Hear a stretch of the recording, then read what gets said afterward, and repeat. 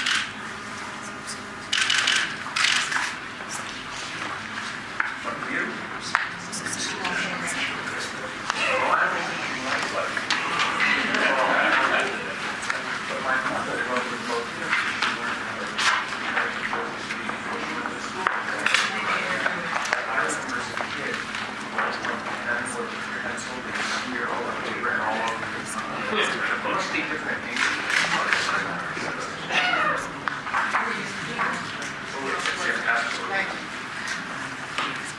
thank you. The second bill before us today is introductory number 597A, sponsored by Council members Garodnick, who's with us today, James Capel, Mendez, Williams, Comrie, Koslowitz, Drum, Rodriguez, Lappin, Barron, Brewer, Gennaro, Greenfield, Wills, and Jackson. Introductory number 597A requires pedicab rates to be based on time calculated per minute per ride, and that all pedicabs be equipped with a timer in clear view of passengers. Additionally, the Department of Consumer Affairs will create a pedicab information card that pedicab drivers will be required to provide to their passengers. The pedicab information card will serve as a receipt and include important information about the pedicab operator and fare that passengers must be made aware of. Finally, the bill requires the fare information to be displayed on the exterior of the pedicab, and I would like to thank the Department of Consumer Affairs Commissioner Jonathan Mintz and his staff, along with my Office of City Legislative Affairs, for work on this bill, also the City Council for approving this legislation. You want to start? Sure. Thank you. Either way. All right. Well, thank you, Mr. Mayor, and thank you, Commissioner Mintz, for giving me the first word. Certainly appreciate the great working relationship that we have together as I chair the Consumer Affairs Committee, and certainly we have lots of occasion to interact with the Department of Consumer Affairs, and this is one great example of our partnership and collaboration to make a difficult issue come to an appropriate resolution. I'd also like to thank Speaker Quinn, the Pedicab Owners Association. We have all heard the horror stories. You get into a pedicab, you ride a few blocks, you find yourself with a $90, a $200, or even a $440 fare. And we are all committed to taming Midtown's Wild West, where pedicab drivers can do whatever they want, or so it seems. Unfortunately, that means that the unscrupulous among them include a host of fees and surcharges in order to jack up their fares and to extract as much money from unsuspecting tourists as possible. Per passenger minimums, mandatory gratuities, even taxes that are not required. Deception cannot be a legitimate business practice in New York City. And Mayor Bloomberg, you offered some sound advice in response to the $442 pedicab ride to an unsuspecting family this summer. Should you find yourself in this position, tell the driver to stick it or call a cop. That is true enough. Did I say you that? did, and we appreciate that. I probably would have said it. It's good advice. I think it's excellent advice. And our hope is that with this new legislation, which requires that a timer be used in all pedicabs, that rates be prominently posted on the side of the cab, and that a rate card be given to a passenger at the beginning of the ride, that no pedicab rider will be caught unaware. Requiring all pedicab drivers to use the same calculation method and to provide rate information in the same format and in the same location simplifies what has otherwise become an opportunity for predatory, deceptive practices. This is an important next step in regulating this emerging industry, and I thank you, Mayor Bloomberg, for your leadership on this, and I certainly encourage you to sign the bill. Thank you. Commissioner? Nothing? Commissioner? If not, we have some people who have signed up to speak.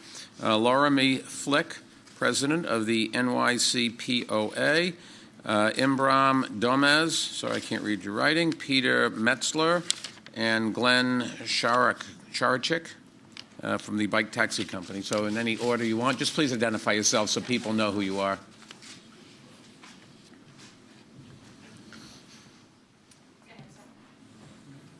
It was. Do I just pick this up? No. Oh, right, there we go. It's detachable. Yes. All right, yeah, you were close enough on my name. It's actually Laramie, but Laramie Flick. I'm the current president of the New York City Pedicab Owners Association, and to use Peter's phrase, we're cautiously optimistic about this bill working. We hope that City Council will check in with us next year. Basically, we'll find out if pedicab drivers who are price gouging or just taking advantage of a loophole, or if they're like the financial industry and are smart enough to get around any any legislation that you can come up with, Tom. So, yeah, as I said, we're cautiously optimistic. We'll see what happens in the coming months. One of the main things that it does is that it gives people an idea of what the price is going to cost. You suggested that the police would, to call the police if you're getting charged something ridiculous. Well, one of the most outrageous. I didn't say they'd answer. Yeah, well, if they do answer, one of the more disturbing things about what's been occurring over the past couple of years is that some police officers have actually forced people to pay these rates because they are displayed, no matter that these, a block and an avenue are completely made up forms of distance. But anyways, yeah, let's meet again next year, and hopefully we'll just have good stories for you this time. Good. Thank you. Next.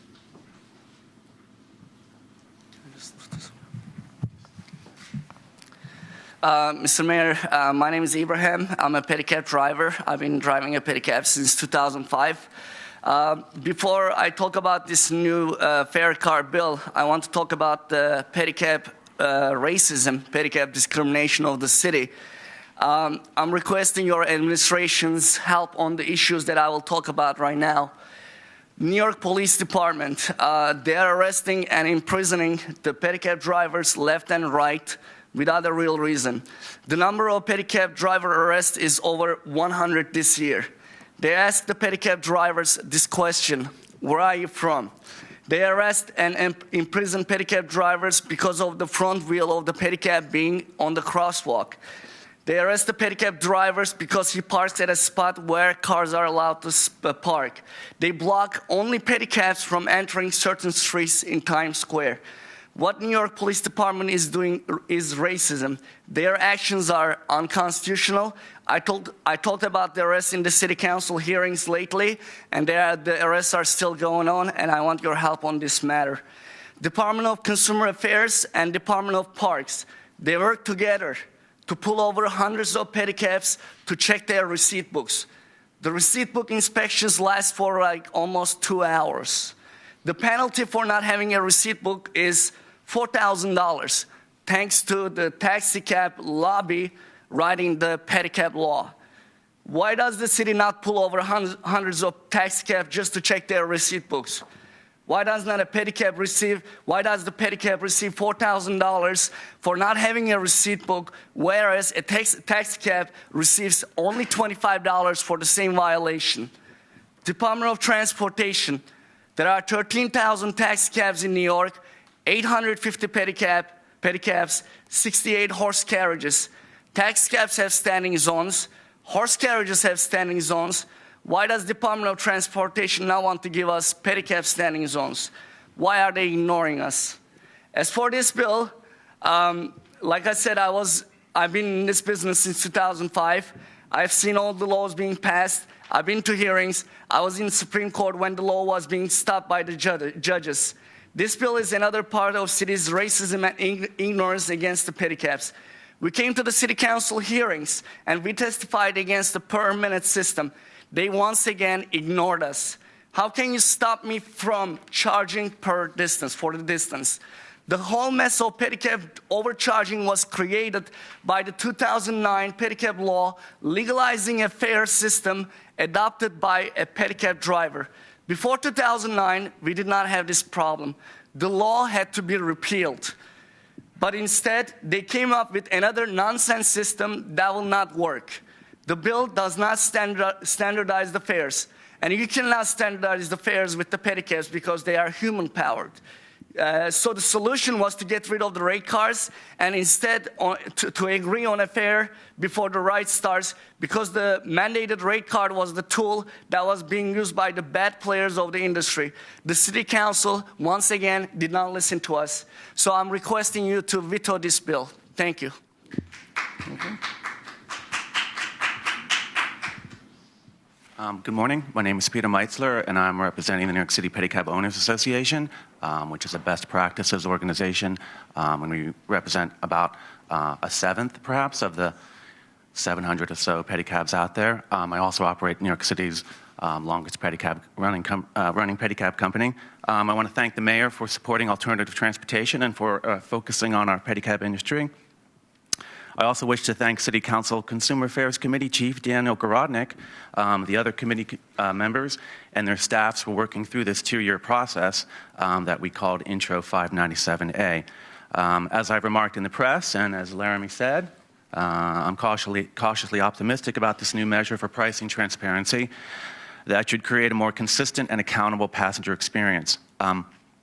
One thing that happened that accelerated this story about what this bill was the story about the Texas family that was charged $442 for a crosstown trip. A little background here. A fierce advocate of affordably priced pedicab trips passed away this summer due to health issues right about when this news was breaking. His name was David Sirk, and he was one of the most senior drivers in New York. He appeared at the committee several times. He spent years promoting really affordable, transparent pricing, often from his curbside spot at the Omni Hotel before he became ill. He carried a sign on the back of his pedicab that said, "Anywhere in Midtown for $25 or less," and he meant it. So a shout out for David Sirk. Over the years, David hammered out a relationship with reporters at the New York Post, and they worked on various story angles to expose what we call the pedicab pirates. Often who are transient drivers playing out to get the tourists. And so this media infrastructure was in place when the email arrived from Brenda Rodriguez on October 1st, subject titled "Ripped Off." So board members at the association have various duties. I'm a board member. One of my duties is responding to mail that comes into the general email box. So her email described the horrors of being charged $442, including the illegally charged tax. She referred to this pirate as the devil because, as she wrote, quote, "I have no other words to describe such a thing that does this to innocent people," end quote. So fortunately, she had a credit card receipt, and from that we gleaned enough information, and also with a great tool provided by the Department of Consumer Affairs, which is a license lookup database online. So we helped this family expose this driver, and we put her in touch with the New York Post for exclusive coverage, which played out very dramatically for a week and which was picked up by the national media. We can't afford a PR firm, but we had this media option open to us, and it kind of worked. And because our goal was to both inform the public about this problem and to nudge the pricing bill forward, we achieved some success with this, and ultimately here we are. So just 2 more comments. David Sirk was passionate about tightening up the licensing protocol. Currently, anyone from anywhere is applying for a pedicab driver license, and the problem is enforcement is felt unequally. The New York State motor vehicle license holder is held to a higher standard because of accountability. NYPD representatives have stated at hearings that the tickets written against foreign licenses don't stick. Most of the time, NYPD has no idea whom they're dealing with during a traffic stop, especially if the license is international. So, and finally, there is word that there is a bill being prepared at City Council that would send our oversight over to the TLC, and we just ask to remain with Consumer Affairs. Thank you very much. Commissioner, do you want to address any of these things? All right, well, if that's the case, then I'm not going to sign the law today. I want to think about it a little bit. I'm not sure if the Commissioner is not willing to explain to me what some of these issues are, and I want to find out a little more before I sign it. That's not to say I won't sign it tomorrow. For those of you that don't like it, don't get your hopes up. For those of you that do like it, don't get your hopes up. But when I've not been satisfied at listening to the testimony, I just don't want to rush into anything, and so we'll look at that tomorrow, and I'm going to work with the city councilman, who I have a great respect for, but there's some of these things that just are troubling to me. I've always thought in this city, people want pedicabs, and there's been discrimination against pedicab drivers from day one. I'm not sure why. It's one of these things that some of the newspapers have riled against. Public wants them, and why shouldn't they have them? I just don't understand that. But that's not to say there shouldn't be adequate protections against people gouging. That's not to say there shouldn't be adequate rules as to when and where they can participate.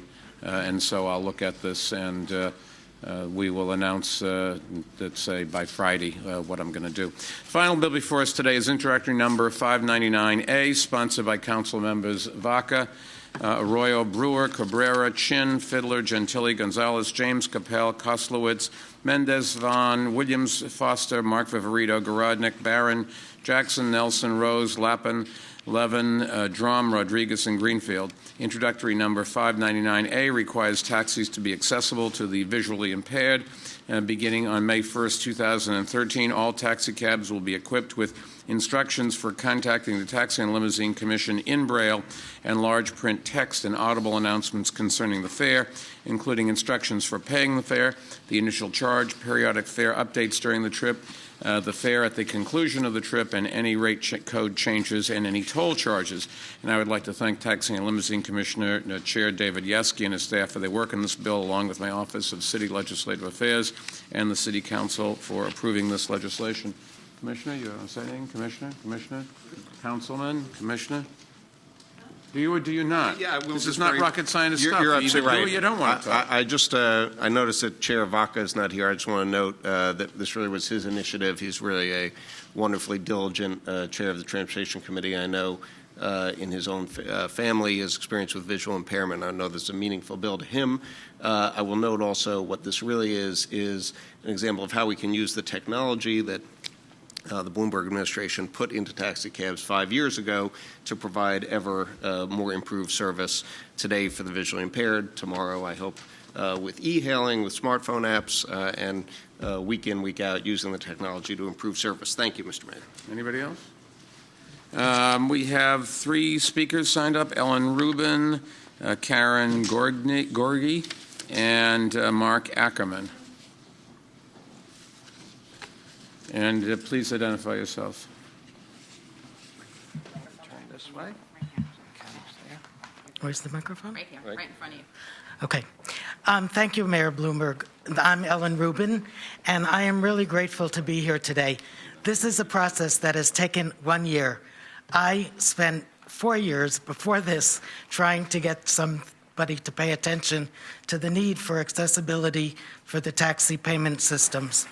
And Lester Marks from the Lighthouse brought me into this event with Chairman Vaca and Jesse Davis from the Creative Mobile Technologies to consult on how we can make this service work for those of us who are blind or low vision. And I'm just thrilled that it has taken such a short time to really make this happen. It started last December. In January, we had a prototype. In April, we had a publicity event. And the following December, I'm here to say, yay, for this bill. It's really important.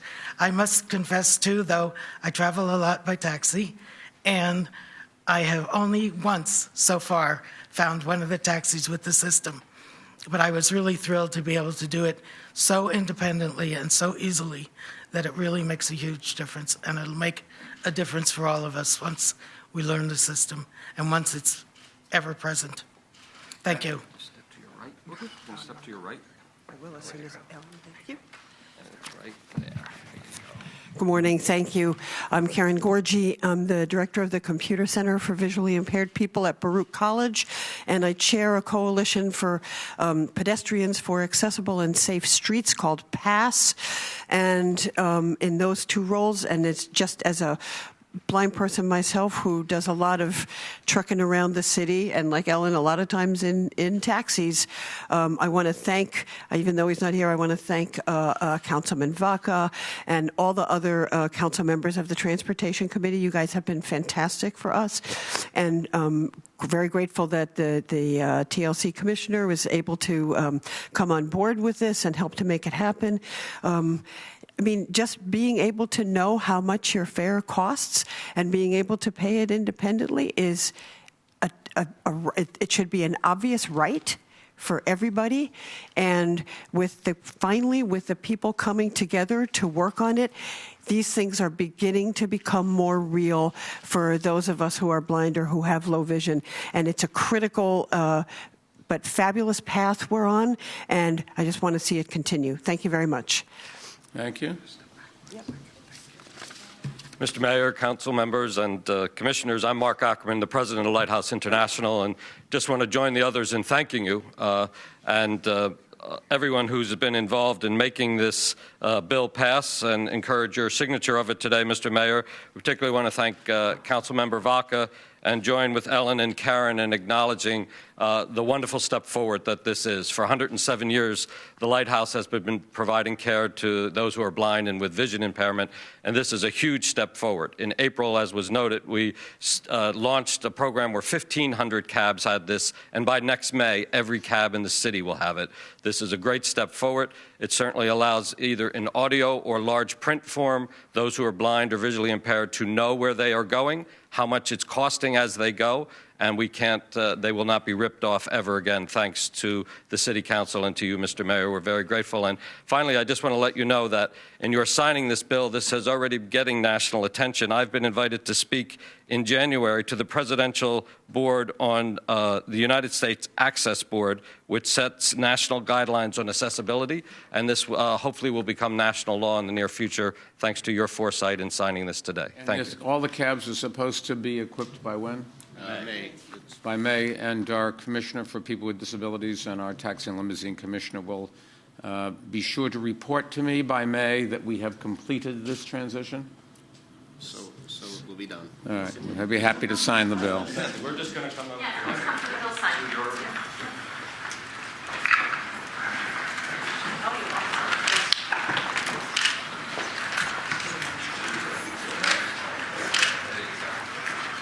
Use a lot of pens. Still astounding. Still.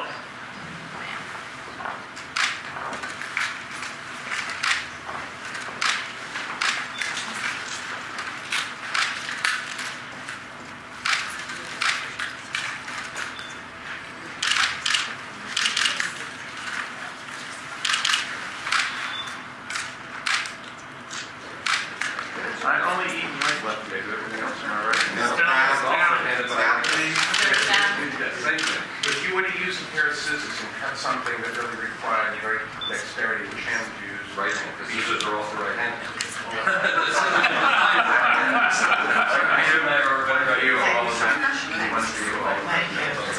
Thank you so much.